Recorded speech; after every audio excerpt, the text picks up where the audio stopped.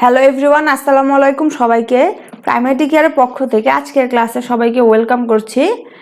আজকের ক্লাসটি আমাদের জন্য খুব স্পেশাল। আজকে আমরা শিখব কিভাবে ল্যান্ডস্কেপ ডিজাইন করতে হয়, যেটা আরেকটি নাম হচ্ছে ডিজিটাল পেইন্টিং।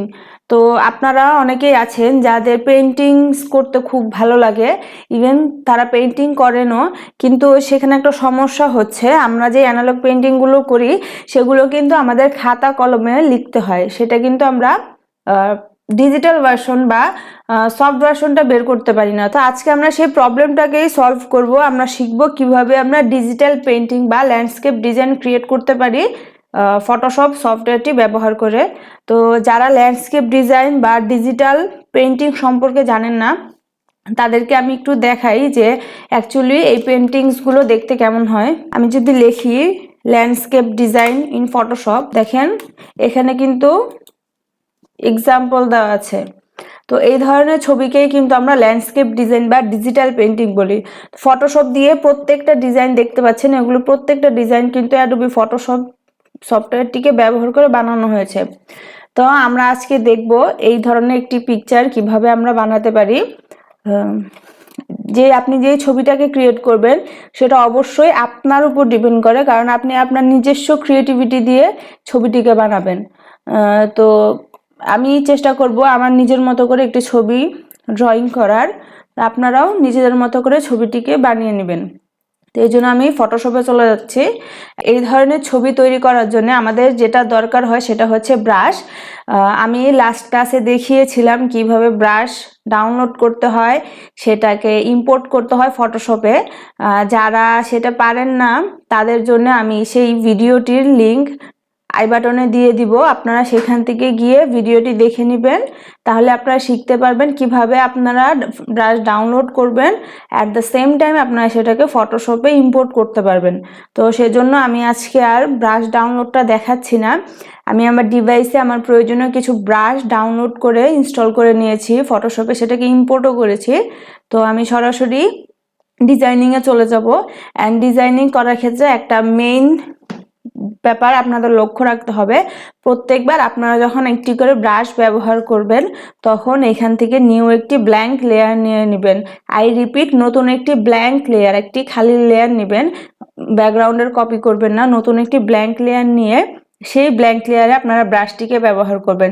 আদারওয়াইজ যখন আপনার ব্রাশের কালার চেঞ্জ করতে হবে অথবা আদার্স কোনো মডিফিকেশন করতে হবে, আপনি কিন্তু সেটাকে করতে পারবেন না।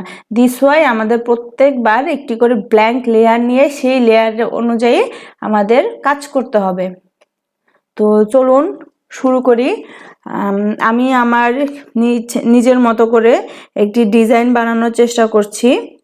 তো আশা করি ততক্ষণ আপনারা সঙ্গেই থাকবেন এবং দেখতে থাকুন কিভাবে আমি এই ডিজাইনটিকে ক্রিয়েট করি। আমি এই ব্যাকগ্রাউন্ডের উপরে আমার ডিজাইনটিকে ক্রিয়েট করব। আমি চলে যাচ্ছি ব্রাশ টুলে। ব্রাশ টুল থেকে আমার প্রয়োজনীয় যে ব্রাশটি সেটি আমি নিয়ে নিচ্ছি আগে।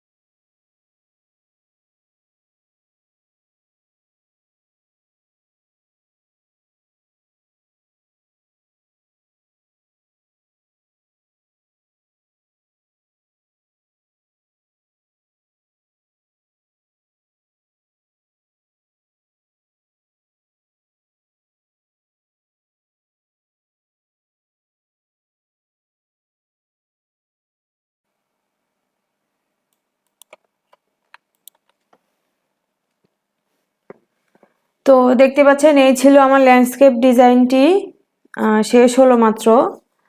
আপনারা আপনাদের নিজের মতো করে এই ধরনের যে কোনো একটি পিকচার বানিয়ে নিতে পারেন। তো আমাদের ল্যান্ডস্কেপ ডিজাইন করতে বেশি কিছু দরকার হয় না, শুধুমাত্র ব্রাশ এবং ভালো একটি পেইন্টিং আইডিয়া থাকলে কিন্তু আমরা খুব চমৎকার করে ল্যান্ডস্কেপ ডিজাইনটি করে ফেলতে পারি। তো আমাদের আজকের যেহেতু প্রজেক্ট ক্লাসটি এই পর্যন্তই ছিল, আজকের ক্লাসটি আমি এখানে শেষ করছি। কারো যদি কোনো সমস্যা থাকে অথবা কারো যদি কোনো কিছু জিজ্ঞেস করা থাকে কমেন্ট করে জানিয়ে দিতে পারেন।